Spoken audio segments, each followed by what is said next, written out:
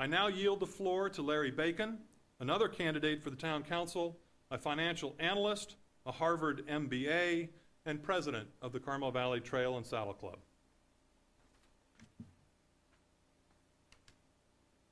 Thank you, Glenn.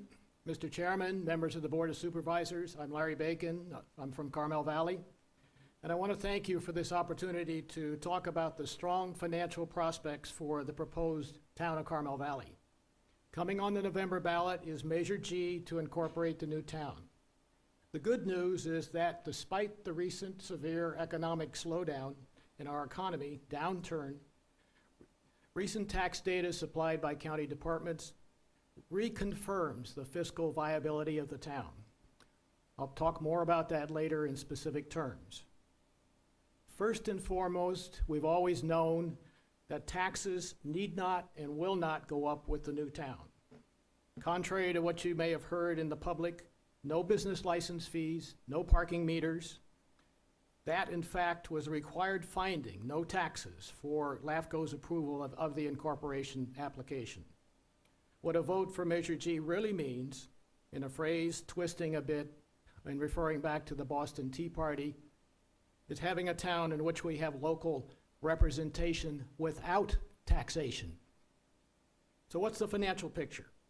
In a snapshot, we have a town with about $11 million of revenues, $9 million of expenses, and a $2 million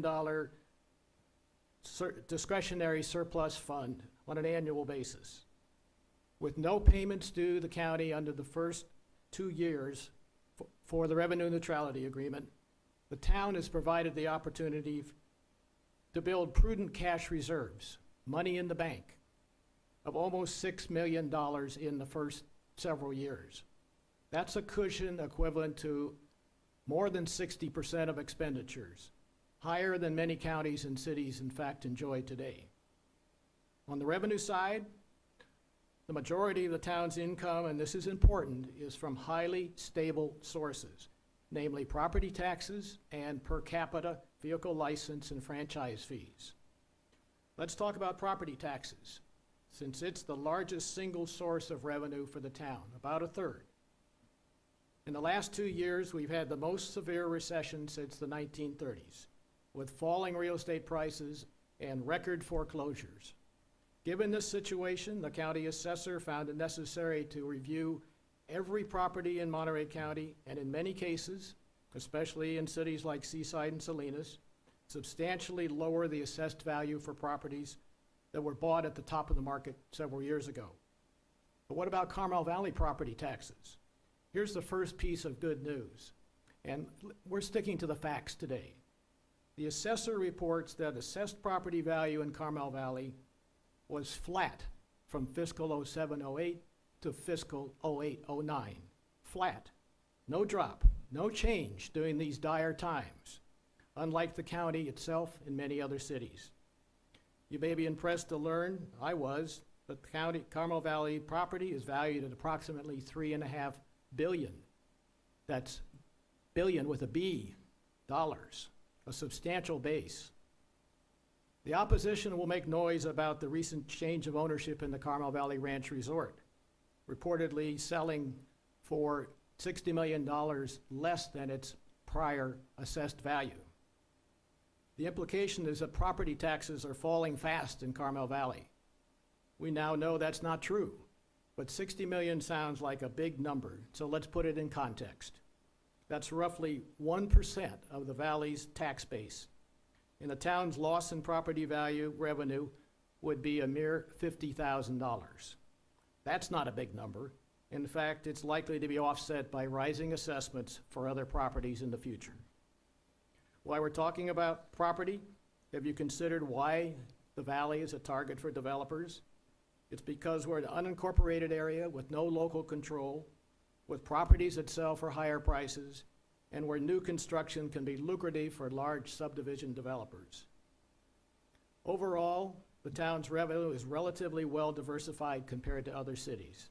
Part, however, is sensitive to economic times, namely hotel and sales taxes.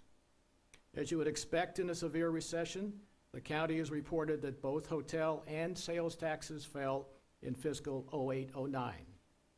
Here's the other good news, relatively good news. The combined drop for hotel and sales taxes in Carmel Valley was only about $562,000. Put that up against an $11 million revenue base, that's about 5% of the town's revenues in the worst recession we've seen since the 1930s. That's manageable, particularly for a town that will start up when the recession is gone and over. Are the budget projections for the town to be trusted that are coming out of LAFCO? As Glenn said, it's been widely known for years that the county has taken more taxes out of the valley than it's put back in services. That was verified by 5 years of fiscal studies commissioned by LAFCO.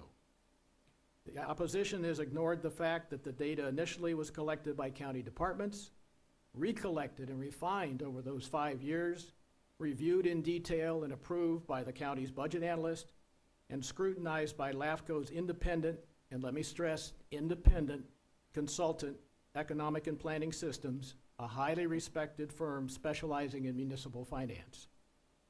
With the fiscal analysis showing the town to be financially viable, the Board of Supervisors was able to approve and reaffirm the revenue neutrality agreement, and LAFCO was able to approve the incorporation application. A well-substantiated and conservative fiscal analysis was essential for those approvals. Are the numbers presented by Mr. Lunding to be trusted? I'm not sure what we're going to hear today, but we do know that Mr. Lunding was an active participant at many, many LAFCO hearings and repeatedly objected. His submissions were duly considered by LAFCO and dismissed by LAFCO, including a last-day effort to have his so-called expert witness report that the town was going to go broke. Is that expert independent? No, it's a hired gun that Mr. Lunding found to make unsubstantiated and speculative claims. Is Mr. Lunding acting in the best interest of Carmel Valley? Aligned with developers? How can Mr. Lunding assert that leaving Carmel Valley unincorporated protects our rural quality of life? The logic doesn't compute. The opposite is clear. Without the town in place for local control, the door stays wide open for more development, incompatible and unacceptable to our rural community. In closing, we've been in hard times, the worst since the Great Depression. I'm one of 5 pro-incorporation candidates for the town council. And in these hard times, we've all learned the lessons of fiscal discipline. When elected, you can expect these town leaders to observe these lessons. Recessions do end, and our confidence and our prosperity will come back. If we haven't voted yes on Measure G in November, and we only have one shot at this, big money developers will be back in force, eager for a major subdivision project, and we'll have wasted our hard-earned chance, earned over many years, to exercise local control and preserve the rural character of Carmel Valley for the benefit of future generations. Please, for those who can, vote yes on Measure G. Thank you.